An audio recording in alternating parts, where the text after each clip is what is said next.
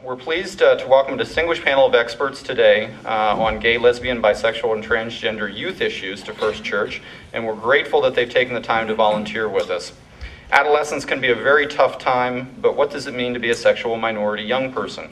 Far too often, when a young person's sexual orientation does not mirror the mainstream, adolescence can turn from difficult to dangerous. Despite significant progress in recent decades, still the statistics surrounding sexual minority youth are alarming.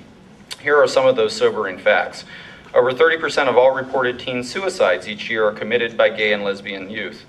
26% of gay and lesbian youth are forced to leave home because of conflicts regarding their sexual orientation.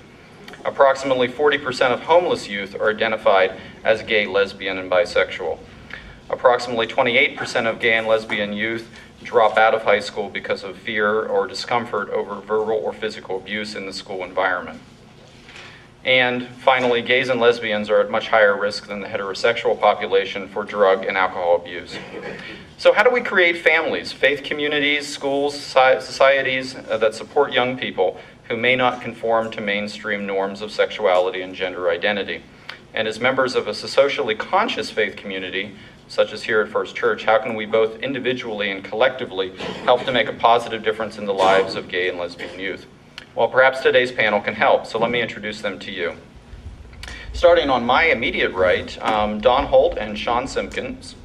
Dawn and Sean's son came out over 8 years ago. At the age of 14, that day changed their lives, and they've been active in the struggle to support equal civil rights for gay, lesbian, bisexual, and transgender youth ever since.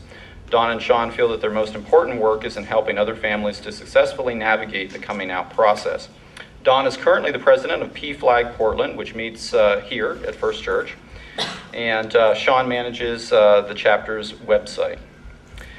Next to them, Joyce Lilleholm. I hope I pronounced that correct.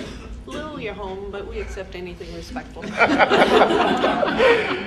Joyce graduated from Smith College and has a master's in school counseling from Lewis and Clark College.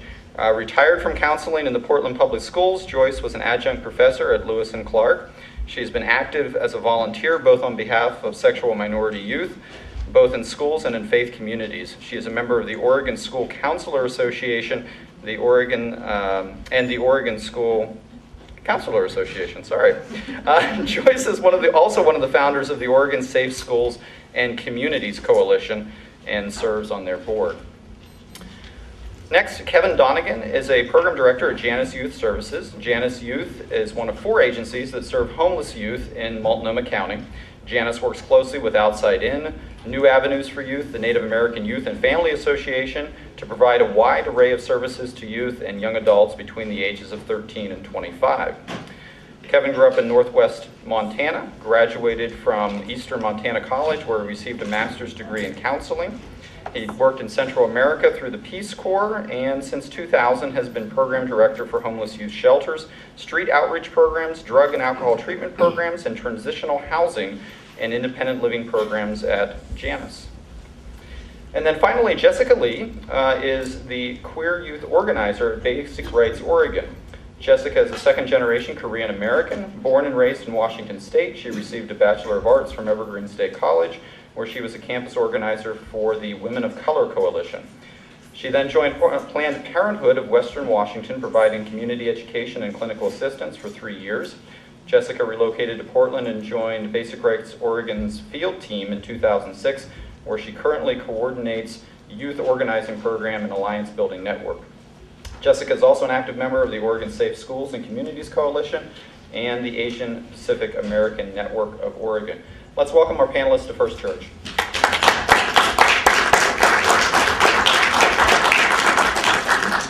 Well, first of all, I just want to say thank you for having us. We really appreciate the opportunity to talk. And because PFLAG, Parents, Families, and Friends of Lesbians and Gays, the Portland chapter does meet here, I think of this as my home. And I think of the room over there as our room, too. So thank you for having us. We really, really appreciate it. So our story is probably typical, but probably atypical all at the same time. Our son was 14 when he came out. That's still pretty young. And it was pretty much the classic, Mama got something to tell ya. And Sean was out of town, I think. It was just me and Christopher at home then. And he said to me, "Mom, I think I'm gay." And trying to be, you know, the good mom that I am, I said, "Well, that's okay, that's fine." And he looked at me and he said, "Well, it may not be a big deal to you, but it's a big deal to me." And I thought, I've blown it. I'll go out, come back in, we'll start again. But that was how I found out. And we're often asked, did you know if Christopher was gay before he told you? And my answer is, actually, no. It hadn't really formulated in my consciousness that my son might be gay. Although it probably should have. in retrospect, there were certain signs. Yes. Christopher has some little bit of stereotypical stuff. We probably should have thought about it, but it really hadn't. He was still pretty young. And so that's, you know, sort of the basis of our story. I told Sean when he got home from his trip, and there you go. That's how we got started. I think one of the points we wanted to make is that that's really just the beginning. And you know, I have no idea how much time I have, so stop me. Okay. That's really just the beginning. It's when your child comes out to you, that's the beginning of the process. And I think as a family, there's then the opportunity to talk about that, to decide what that means to you, to decide how you're going to support your child. But then the next step becomes the coming out process for the family.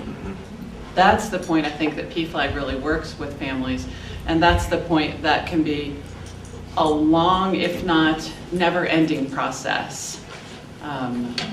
A lot of times when people do come to PFLAG, that's a lot of where their questions are from, is what do I do now? Now that I know my child is gay, what do I have to do? And the assumption seems to be almost that you have to get out your Rolodex or go through your email, your Outlook friends group and just tell everybody all at once. And I really don't think that needs to be the case. I think it's as the family is comfortable and as things unfold, I think the family kind of naturally and gradually comes out. I don't know if you want to add to that. Well,